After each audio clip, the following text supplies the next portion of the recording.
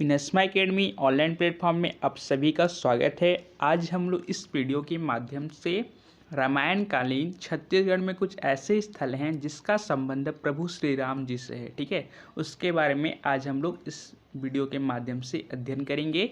जैसे कि आप सभी को पता है कि रामायण कालीन जो क्षेत्र है यह बहुत ही चर्चा में बना हुआ है। न केवल राज्य में बल्कि संपूर्ण देश में यह एक चर्चा का विषय बना हुआ था। यह सुर्खियों में था। ठीक है, सुर्खियों में रहने के कारण क्या है कि 5 अगस्त को माननीय नरेंद्र मोदी साहब जी ने क्या किया था, अयोध्या में भूमि पूजन किया था मंदिर निर्माण करने के लिए। ठीक है, तो इसी कारण यह सुर्खियों में बना हुआ है। तो आज हम लोग छत्तीसगढ़ में रामायण कालीन स्थल जो क्षेत्र हैं उसके बारे में ये देखेंगे, जो कि यहाँ पर भूपेश बघेल सरकार के द्वारा यहाँ पर प्रावधान किया गया है। बजट में भी लगभग आपका 137 करोड़ रुपये बजट में प्रावधान किया गया है कि रामकालीन स्थल जो है छत्तीसगढ़ के उसको विकसित किया जाएगा, उसको डेवलपमेंट किया जाएगा। तो प्रस्तावना की यदि हम लोग बात करें, ठीक है, तो रामायण का काल लिखा जाए तो यह काल आपका त्रेता युग का होता है। ठीक है, कहा जाता है वाल्मीकि रामायण के अनुसार कि छत्तीसगढ़ का प्राचीन नाम कोसल और दंडकारण्य था। ठीक है, इसी नाम से यह हमारा राज्य विख्यात था। ठीक है, तो उस समय जो कोसल का जो राजा हुआ करता था उनका नाम था भानुमंत। ठीक है, और एक समय ऐसा आया कि अयोध्या के जो राजकुमार थे जिनका नाम था दशरथ, जो राम के पिताजी थे, उनका राज्य अभिषेक किया गया। ठीक है, तो उनका राज्य अभिषेक करने के दौरान ही बहुत क्षेत्रों के राजाओं को वहाँ पर आमंत्रित किया गया था। ठीक है, इसी के परिणाम स्वरूप वहाँ पर कौशल के राजा भानुमंत भी आए थे और उनके साथ उनकी पुत्री कौशल्या माता भी आई थी। ठीक है, तो जैसे ही ये दोनों अयोध्या आते हैं तो दशरथ जी का श्रृंगार रस क्या होता है, वहाँ पर उद्भव होता है और दोनों एक दूसरे को मोहित हो जाते हैं और बाद में विवाह कर लेते हैं। ठीक है, और कुशल की राजकुमारी होने के कारण ही भानुमति के बेटी को क्या कहा गया, कौशल्या नाम दिया गया। ठीक है, इसको आपको ध्यान देना है कि किस तरह से इसका नामकरण हुआ है। ठीक है, तो ये था हमारा प्रस्तावना। यदि हम लोग बात करें कि छत्तीसगढ़ में ऐसा कौन सा स्थल है जिससे डेवलपमेंट करने का काम किया जाएगा, ठीक है, तो देखा जाए तो छत्तीसगढ़ में 75 ऐसे स्थल हैं जो कि रामायण कालीन से संबंधित है। ठीक है, परंतु 75 में से 51 ऐसे स्थल हैं जहाँ पर भगवान श्री राम कुछ क्षण तक विश्राम किए थे, कुछ लंबी समय तक। ठीक है, तो यहाँ पर छत्तीसगढ़ सरकार के द्वारा पहले चरण में 9 स्थलों को विकसित किया जाएगा। ठीक है, जिससे कि आप मैप में देख रहे होंगे वह 9 स्थल कौन कौन से हैं। तो सीतामढ़ी, हरचौका, रामगढ़ जो कि सरगुजा जिले के अंतर्गत आता है। ठीक है, श्रीनारायण, तुरतुरिया, चंद्रखुरी, राजिम, सिहावा, जगदलपुर और रामाराम। ठीक है, ये आप डायग्राम के थ्रू, मैप के थ्रू आप देख सकते हैं इसको। ठीक है, तो इन 9 स्थलों का पहले यहाँ पर कायाकल्प किया जाएगा। ठीक है, अब हम लोग एक एक स्थलों को लेकर विस्तृत चर्चा करेंगे कि आखिर में इसका संबंध प्रभु राम जी से कैसे है। ठीक है, तो चलिए देख लेते हैं। सीतामढ़ी हरचौका की यदि हम लोग बात करें तो यहाँ पर आपको डायग्राम में देख सकते हैं कि इसका स्थान किस तरह से है। ठीक है, माना जाता है कि प्रभु श्री राम जी का यह पहला पड़ाव था। ठीक है, माने इसी से ही वे छत्तीसगढ़ में प्रवेश किए थे और मवाई नदी के किनारे से ही। ठीक है, ऐसा यहाँ माना जाता है।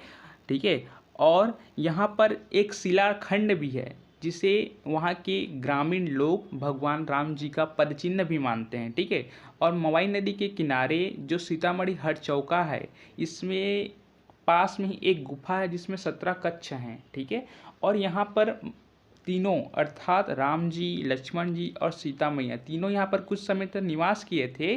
तो यहाँ पर भोजन पकाने के लिए सीता मैया जी ने रसोई किया था। ठीक है, तो इसी कारण इस क्षेत्र को भी सीता की रसोई के नाम से भी जाना जाता है। ठीक है, तो यह क्षेत्र आपका कोरिया जिले के भरतपुर तहसील के अंतर्गत आता है, इसको आपको ध्यान देना है। और यदि बात किया जाए तो यहाँ चैत्र रामनवमी और नवरात्रि में मेला आयोजित किया जाता है। ठीक है, तो यह आपका सीतामढ़ी हरचौका की पहाड़ी कोरिया जिले में आता है और इसको डेवलपमेंट किया जाएगा। ठीक है, राम वन पथ गमन के तहत। देखते हैं अगला, रामगढ़ की पहाड़ी। रामगढ़ की पहाड़ी की बात करें तो यह आपका सरगुजा जिले के अंतर्गत आता है। ठीक है, इसे हम लोग रामगिरी भी कहते हैं। ठीक है, माना जाता है कि यहाँ पर कालिदास ने मेघदूत की रचना यहाँ पर रहकर ही की थी, इसलिए यह ऐतिहासिक रूप से भी महत्वपूर्ण है। और जब भगवान रामचंद्र यहाँ से गुजरे थे तो यहाँ पर एक महर्षि, एक ऋषि जी का आश्रम था जिसका नाम था जगदाग्नि।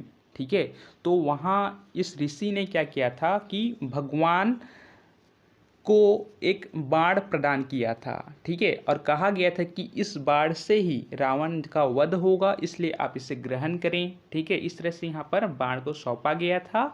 और रामगढ़ के पास ही एक महेशपुर है। ठीक है, और महेशपुर को ही जगदाग्नि ऋषि जी का तपोभूमि के नाम से जाना जाता है। सरगुजा जिले के रामगढ़ की जो पहाड़ी है वहाँ पर आपको 3 प्रकार के गुफा देखने को मिलेगा। ठीक है, जिसमें से आपका सीता बेंगरा जो गुफा है देश की सबसे पुरानी क्या है, माँ नाट्यशाला है। ठीक है, इसको आपको ध्यान देना है क्योंकि ये क्वेश्चन आपके एग्जाम में पूछे जाते हैं। ठीक है, वहीं यदि हम लोग बात करें 2 अन्य गुफा की तो आपका जोगी मारा की गुफा और लक्ष्मण बेगरा की गुफा भी आपको देखने को मिलेगा। ठीक है, माना जाता है कि भगवान श्री राम जोगी के वेश में रहने के कारण इसका नाम जोगी मारा पड़ा। ठीक है, और सीता जी और लक्ष्मण जी के यहाँ पर विश्राम होने के कारण ही इनके नाम पर ही इस गुफा का नाम रखा गया है। ठीक है, तो इसको आपको ध्यान देना है। देखते हैं अगला, सूर्य नारायण की बात करें जो कि आपका जांजगीर चांपा जिले के अंतर्गत आता है। यहाँ पर आपको डायग्राम दिख रहा होगा कि सूर्य नारायण धाम का जो एक प्रवेश द्वार है। ठीक है, सूर्य नारायण की यदि हम लोग बात करें तो इसे छत्तीसगढ़ का जगन्नाथपुरी के नाम से भी जाना जाता है। ठीक है, इसके पीछे मान्यता यह है कि जगन्नाथपुरी का जो जगन्नाथ का मूर्ति है वह मूर्ति सूर्य नारायण से ही लिया गया है। ठीक है, अर्थात सूर्य नारायण में स्थित विष्णु जी का मंदिर का विग्रह को वहां पर जाकर स्थापित किया गया है। ठीक है, ऐसा माना जाता है, इसी कारण इसे छत्तीसगढ़ का जगन्नाथपुरी के नाम से भी जाना जाता है। ठीक है, जांजगीर चांपा जिले के अंतर्गत यह जो स्थल है इसके पीछे राम जी को लेकर मान्यता यह है कि राम जी जब सीता मैया की खोज में निकले हुए थे तो उनको रास्ते में सबरी मैया दिखी थी। ठीक है, तो सबरी मैया ने ही उनको भोजन के रूप में जूठे बेर खिलाए थे। ठीक है, और उन्होंने इसको ग्रहण किया था। ठीक है, तो यहाँ पर सबरी मैया के यादगार को ही चिरस्थायी बनाने के उद्देश्य से ही सबरी नारायण बसाया गया था। ठीक है, और बाद में यही सबरी नारायण अभ्रंश होकर सूर्य नारायण के रूप में आज इसे हम लोग जानते हैं। सूर्य नारायण की यदि हम लोग बात करें तो यह आपका त्रिवेणी संगम पर स्थित है, अर्थात यहाँ पर 3 नदियों का संगम देखने को मिलेगा जिसमें आपका जोक नदी, महानदी और शिवनाथ नदी हैं। ठीक है, और ये क्वेश्चन भी आपके एग्जाम में पूछे गए हैं, इसको भी आपको ध्यान देना है। और यहाँ पर आपको नर नारायण मंदिर, केशव नारायण और सबरी का मंदिर देखने को मिलेगा। और यहाँ पर एक पत्थर भी है जो कि जल में तैरता हुआ भी आपको देखने को मिलेगा। ठीक है, वहीं यदि सूर्य नारायण की बात करें तो इसे गुप्त धाम के नाम से भी जाना जाता है। इसके पीछे मान्यता यह है कि नारायण जी का नारायणी रूप को यहाँ पर गुप्त रूप से रखा गया है, इसीलिए इसे गुप्त प्रयाग या फिर गुप्त तीर्थ या फिर गुप्त धाम के नाम से जाना जाता है। ठीक है, तो इन सब उपनाम को भी आपको ध्यान देना है क्योंकि आपके एग्जाम में पूछे जाते हैं। ठीक है, और सूर्य नारायण के पास में एक ऐसा वट वृक्ष है जिसके पत्ते दोने के समान हैं और कहा जाता है कि सबरी मैया ने इसी वृक्ष के पत्ते से दोना बनाकर बेर को चखाया था भगवान श्री राम जी को। ठीक है, तो इस वट वृक्ष का नाम कृष्ण वृक्ष रखा गया है, उसी के नाम से इसे जाना जाता है। ठीक है, अब हम लोग देख लेते हैं तुरतुरिया के बारे में। तुरतुरिया जो कि आपका बलौदाबाजार जिले के अंतर्गत आता है। ठीक है, यदि इसकी बात करें तो यहाँ पर आपको लव कुश का जन्म स्थल देखने को मिलेगा। ठीक है, जिस तरह से सीता मैया का राज से उनको निष्कासित किया जाता है, वनवास भरना पड़ता है, तो वे कहाँ जाते हैं, वाल्मीकि आश्रम में जाते हैं। ठीक है, और वहीं वाल्मीकि आश्रम कहाँ है, तो आपका बलौदा बाजार जिले के अंतर्गत ही आता है। और यहीं पर क्या है, लव कुश का जन्म स्थल है। ठीक है, और माना जाता है कि बलौदा बाजार का जो लवन है, ठीक है, वह आपके लव जी के नाम पर रखा गया है। और कसडोल जो है यह भी आपके लव के भाई कुश जी के नाम पर रखा गया है। ठीक है, यदि हम लोग बात करें तो तुरिया का नाम किस आधार पर रखा गया है, तो एक उत्तर प्रदेश से क्वेश्चन यहाँ पर आए थे। ठीक है, तो उनको एक नाला दिखा जो आपका बलभद्री नाला के नाम से जाना जाता है। तो बलभद्री का जो पानी है वह किसी चट्टानों के बीच से निकल रहा था। ठीक है, और जो ऐसे ही जल की धारें निकल रही थी तो वह ध्वनि टूर टूर के आवाज़ में सुनाई दे रही थी। ठीक है, तो इसी कारण इस स्थल का नाम तुरतुरिया रखा गया। ठीक है, तुरतुरिया की यदि हम लोग बात करें तो यहाँ पर 1914 में ब्रिटिश शासनकाल में एक अंग्रेज कमिश्नर थे जिसका नाम था HM लारी। इसी ने यहाँ पर खोदाई काम करवाई थी और इसके तहत ही इस क्षेत्र में कुश की एक मूर्ति जो घोड़ों को पकड़ी हुई है, ऐसी स्थिति में एक मूर्ति प्राप्त है। ठीक है, और माना जाता है कि यह मूर्ति किसकी ओर संकेत करती है, तो यह आपका जिस प्रकार से लव कुश ने भगवान श्री राम जी का अश्वमेघ यज्ञ के दौरान जो भी घोड़ा था उसको वे पकड़े थे, तो उसी को यह संकेत करता है, ऐसा माना जाता है। और इसके साथ साथ सीता और लव कुश की खड़ी शिला भी खुदाई के दौरान भी प्राप्त हुआ है। ठीक है, तो इन सब सबूतों के आधार पर हम कह सकते हैं कि बलौदा बाजार जिले के अंतर्गत आने वाला तुरतुरिया लव कुश का ही जन्म स्थल है। ठीक है, और इस स्थल के आसपास ही आपको एक बालमदेही नामक नदी भी प्रभावित होती है। ठीक है, क्वेश्चन पूछा जा सकता है कि तुरतुरिया किस नदी के तट पर स्थित है, तो आपका आंसर होगा बालमदेही नदी के तट पर स्थित है। ठीक है, उसी के आसपास यह बहती है। इसके पीछे मान्यता यह है कि बालमदेही का यदि हम संधि विच्छेद करने का प्रयास करें, ठीक है, तो बालम प्लस देही इसकी विच्छेद करेंगे। ठीक है, तो बालम मतलब होता है आपका पति, देही मतलब होता है देने वाला। ठीक है, तो यहाँ पर बोला जाता है कि जो भी स्त्री होते हैं, जो भी कन्या होते हैं, वे अपनी इच्छा अनुसार यदि पति का कामना करते हैं यहाँ पर आकर, तो उनकी मनोकामना पूर्ण होती है। ठीक है, तो यहाँ पर इसी के आधार पर इसका नाम बालमदेही पड़ा। ठीक है, अब बात कर लेते हैं हम लोग चंद्रखुरी के बारे में, जो कि आपका रायपुर जिले के अंतर्गत आता है। यहाँ पर आपको चंद्रखुरी का चित्र दिखाई दे रहा होगा।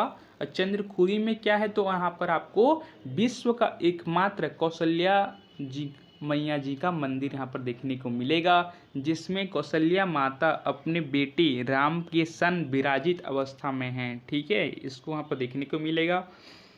और बोला जाता है कि यहीं पर कौशल्या माता का जन्म हुआ था। ठीक है, और कौशल्या माता के जी के जो पिता थे उनका नाम क्या था, अभी मैंने बताया भानुमन था। ठीक है, जो आपको पानी दिख रहा होगा, ठीक है, तो यह आपका जलसेन नामक तालाब है, उसी का यह पानी है। ठीक है, उसी के मध्य इस प्रकार का मंदिर कौशल्या माता जी का बनाया जाएगा। ठीक है, तो यह आपका एक प्रकार का मॉडल तैयार किया गया है जिसके आधार पर मंदिर का निर्माण किया जाना है।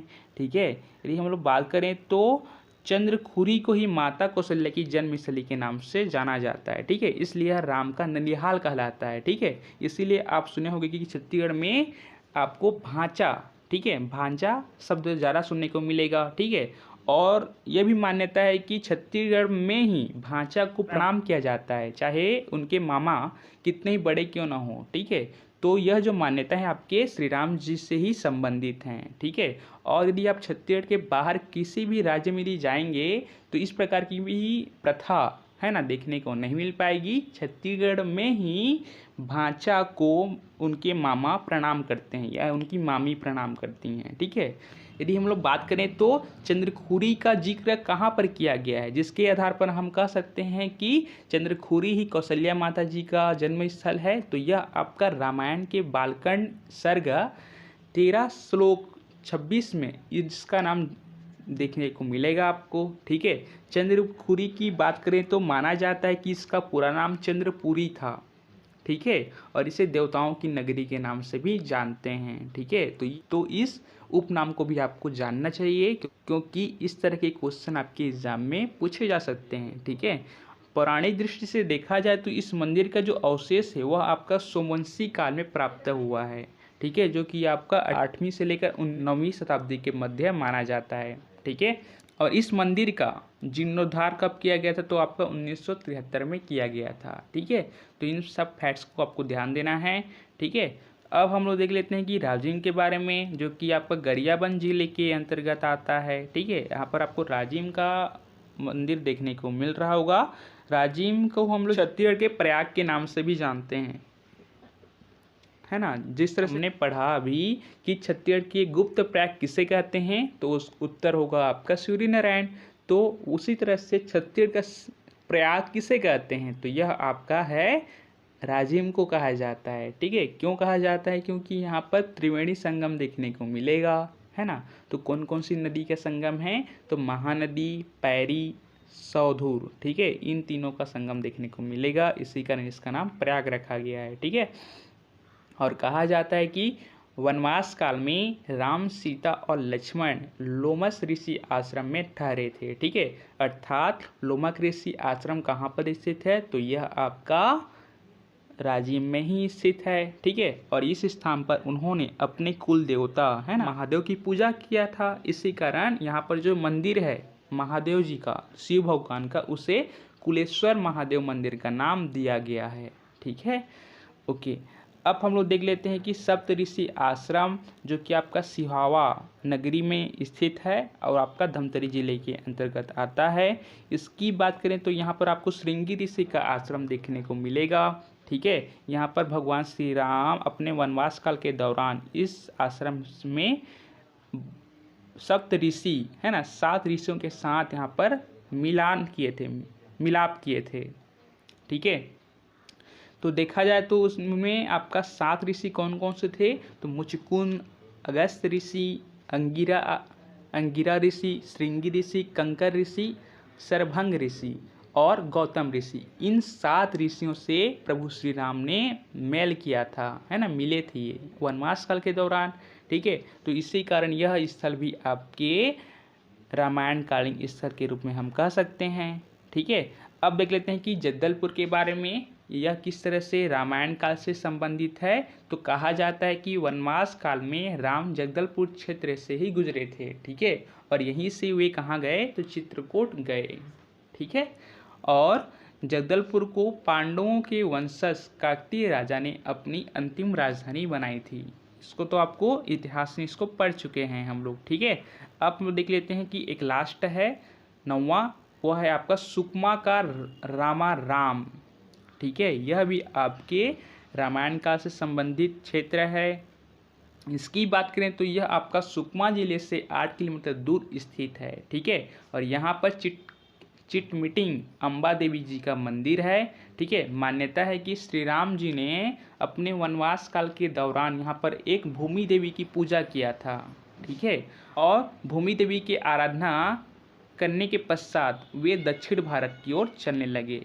ठीक है, तो इस प्रकार से यहाँ पर भगवान श्री राम जी का दक्षिण की ओर गमन होता है। ठीक है, और रामाराम की बात करें तो यहाँ पर फरवरी माह में मेला भी आयोजित किया जाता है।